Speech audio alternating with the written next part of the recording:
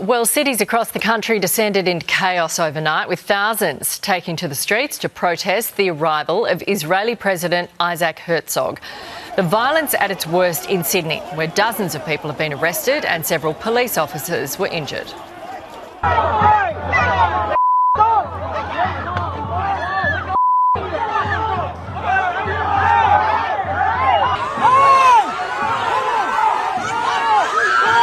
While some are accusing authorities of using heavy-handed tactics, police say they were forced to act as the crowd became violent and refused to move on.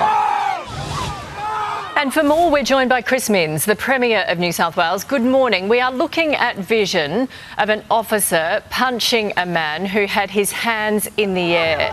What is your reaction to that? Look, Nat, I think it's very important that we don't judge police simply on a 15-second clip being played on social media. The circumstances leading up to that confrontation are incredibly important, and perhaps even more important than that is the fact that New South Wales Police and the government did everything possible to avoid a confrontation last night in the middle of Sydney, starting with saying to the organisers, can you do it in Hyde Park? Can you do your march from there? And that was completely rejected by the organisers. Now, what's not shown on the video, because it didn't happen, is what would have happened if protesters had breached police lines in the middle of Sydney. It would have been chaos, even worse than the scenes that were reported on the news last night. So do you back the police doing that to that gentleman? Look, I think you need to see the circumstances, but I don't have the full clip, and I'm certainly not going to throw police under the bus without seeing the circumstances leading up to that clash. But what I want to make clear is that New South Wales Police did everything possible to avoid these clashes, everything possible, including for the last week telling the organisers, can you do it from Hyde Park rather than down at the Town Hall? And one of the things that we couldn't reveal yesterday, but we can speak about today, is that there were 7,000 Jewish mourners in the city at the same time that police were trying to keep separate from protest organisers. And if those two groups came together and police allowed a breach of that line, yeah, I appreciate the scenes on television didn't look good, but it would have been far, far worse. So yes, I support police in a very difficult set of circumstances. Of course, they were trying to keep the public safe, and the record shows they did everything possible to avoid these confrontations. Yeah, look, we know it is a very difficult job, and we appreciate what is happening. There were also injured police officers in there?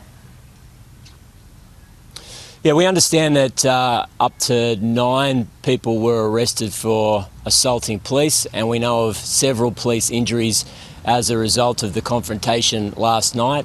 Look, the protest organisers repeatedly told police that it would be peaceful, that there would not be marches, that the crowd would disperse. I've spoken to senior police commanders late last night who said repeatedly once the protest had concluded, police had asked people to leave the area. The good news is most people did, but a group stayed behind who were intent on having a confrontation with police, and that's exactly what happened. The people praying and being dragged away, they don't look from the outset that they were being anything but peaceful? Look, I think the truth of the matter is there's no way New South Wales Police, with their long record of engagement with the Islamic and the Arabic community, would have tried to or deliberately provoked a confrontation on those lines. Obviously, people are allowed to and encouraged to practice their religion, but the circumstances are important here, and police had given a move-on order in that square immediately after violent clashes.